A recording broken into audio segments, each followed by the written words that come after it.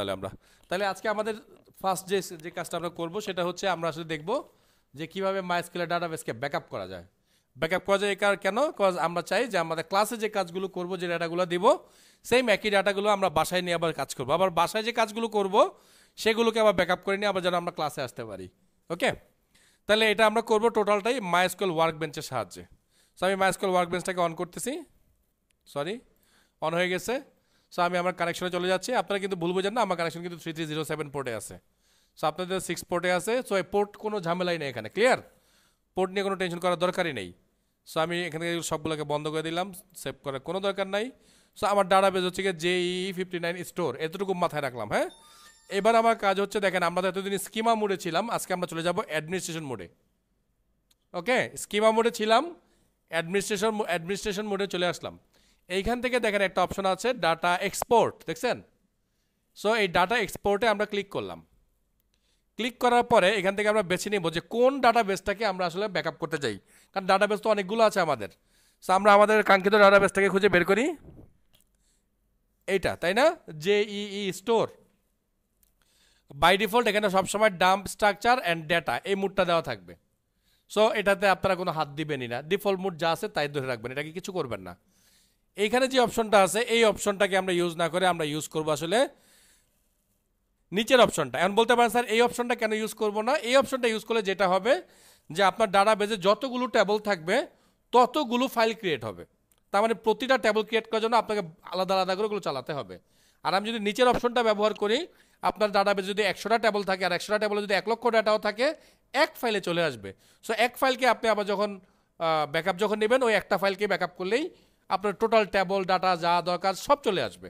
So আমি মনে করি এই জন্য ওই একটা ফাইলে নেওয়া ভালো। এই জন্য আমি যেটা করতেছি, আমি দিতেছি export two self contained file, এই অপশনটাতে ক্লিক করলাম। সো ক্লিক করার পরে একটা ডিফল্ট একটা সিস্টেম দেওয়া আছে। হ্যাঁ, মানে ডকুমেন্টের মধ্যে ডাম্পস নামে একটা ফোল্ডার থাকবে, ডাম্পস নামে একটা ফোল্ডারের মধ্যে এই ফাইলটা ওপেন হবে। আমি একটু কাজ করে এটার নাম আমি চেঞ্জ করে JEE59 স্টোর করে দিলাম। ওই নামে থাকলেও সমস্যা হইতো না কিন্তু, ক্লিয়ার? সো আমি আমার বোঝার জন্য নামটাকে চেঞ্জ করে দিলাম। সো লোকেশন সব চেঞ্জ করতে পারবেন, আমি কমন লোকেশনেই রাখলাম ইচ্ছা করে। হ্যাঁ, সো আমি এই যে স্টার্ট এক্সপোর্ট দিয়ে দিলাম। হ্যাঁ, সো এক্সপোর্ট সাকসেসফুল হয়ে গেছে, কোনো ইরোর টিরোর এখানে দেখায়নি। সো আমি একটু যাই দেখি ওখানে আমার এখানে এটা তৈরি হয়েছে কিনা। সো ডকুমেন্ট ডাম্পস JEE এটা, তাই না? সো এটা কি রাইট ক্লিক করে আমরা কিন্তু চাইলে VS কোড বা নোটপ্যাড প্লাস প্লাস এগুলো দিয়ে আমরা ওপেন করতে পারি। সো আমি নোটপ্যাড প্লাস প্লাস দিয়ে ওপেন করলাম। দেখেন এই হচ্ছে ফাইলটা, দেখেন কি লেখা আছে, ড্রপ ট্যাবল ইফ এক্সিস্ট। যদি প্রোডাক্ট নামে কোনো ট্যাবল আগে থেকে আপনার ওই স্কিমাতে ক্রিয়েট করা থাকে, সে কি করবে, এটাকে ফেলে দিবে। ফেলে দিয়ে সে কি করবে, নতুন একটা প্রোডাক্ট ট্যাবল ক্রিয়েট করবে। দেখেন একদম ওই কোডগুলো, যে কোডগুলো আমরা আসলে ডাটা একটা ট্যাবল ক্রিয়েট করার জন্য লিখি, সেই কোডগুলো এখানে লেখা আছে। এবং এই যে দেখেন ইনসার্ট ইনটু প্রোডাক্ট, এই যে প্রোডাক্টের মধ্যে যে ভ্যালুগুলো দরকার ছিল, দেখেন এই ভ্যালুগুলো কিন্তু ক্রমান্বয়ে বেশ কিছু ভ্যালু পরপর দেওয়া আছে। ওকে, আচ্ছা। তারপর আমরা আরেকটা টেবিল খুলেছিলাম গতকালকে, সেটা হচ্ছে সেলস। এটাকে ড্রপ করে দিবে যদি আগে দেওয়া থাকে, মানে আগে যদি বানানো থাকে, কারণ একই নামে তো দুইটা টেবিল বানানো সম্ভব না, তাই না? এই জন্য আগেরটাকে আমরা ফেলে দিব, ফেলে দিয়ে নতুন টেবিল আমরা এখানে বানাবো। এবং ঠিক এটার জন্য যতটুকু ডাটা দরকার এখানে দেওয়া আছে। বাস, আনলক টেবলস আনলক করে দিবে, আমরা যেন টেবিলটাকে ব্যবহার করতে পারি। তা ব্যাকআপ করে ফেলছি আমরা। এবার আমরা কিভাবে এটাকে বাসায় নিয়ে যেয়ে ব্যবহার করব, সো এই ফাইল কিভাবে বাসায় নিতে হবে সেটা কি বলা দরকার আছে?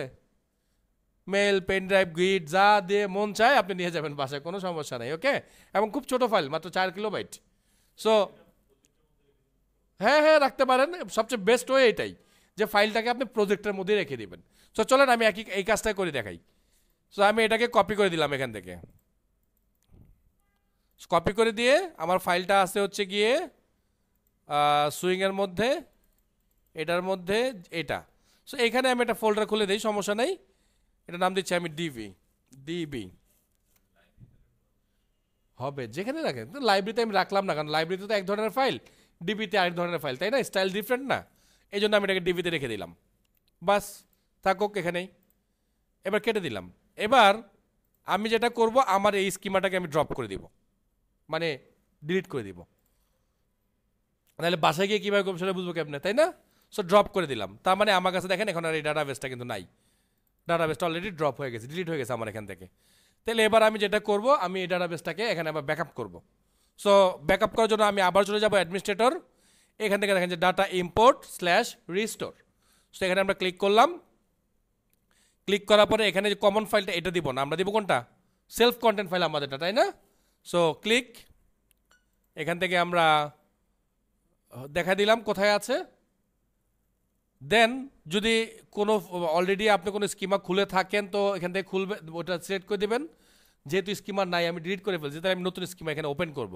সো আমি নিউতে ক্লিক করলাম, আমার স্কিমার নাম হচ্ছে JEE 59 স্টোর, তাই না? স্টোর। দেন আমি এটাকে ওকে করে দিলাম। ওকে করে দেওয়ার পর দেখেন এখানে চলে আসছে দেখেন সবার নিচে একটা স্টার্ট বাটন আছে, দেখেন বা স্টার্ট ইম্পোর্ট, দেখছেন? যদি কারো কম্পিউটারে দেখতে সমস্যা হয় তাইলে যেটা করবেন সেটা হচ্ছে গিয়ে এটাকে একটু ছোট বড় করে দেখার চেষ্টা করবেন।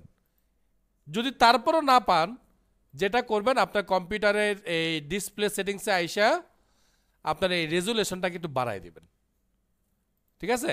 যদি এটাকে রেজুলেশনটা একটু বাড়িয়ে দেন তখন 100% আপনি দেখতে পারবেন। ক্লিয়ার? ফাইন। কারণ আমি সবগুলো সমস্যার সমাধান আপনাদেরকে বলে দিচ্ছি। সো আমি স্টার্ট ইম্পোর্টে ক্লিক করে দিলাম। সো ডান। যদি সন্দেহ হয় আরেকবার ক্লিক করতে পারেন, কোনো সমস্যা নাই, হয়ে গেছে। আমি স্কিমাতে ব্যাক করি, আমি জাস্ট এখানে একটু রিফ্রেশ করে দিলাম। এই দেখেন JEE 59 স্টোর এবং আমার দুইটা টেবল এবং আমার প্রোডাক্ট টেবলের data, everything is available. Okay, so খুব সহজ না ব্যাপারটা? মনে থাকবে তো সবার? সবার থাকবে তো? গুড। তাহলে ডান নাকি ব্যাকআপ সিস্টেম?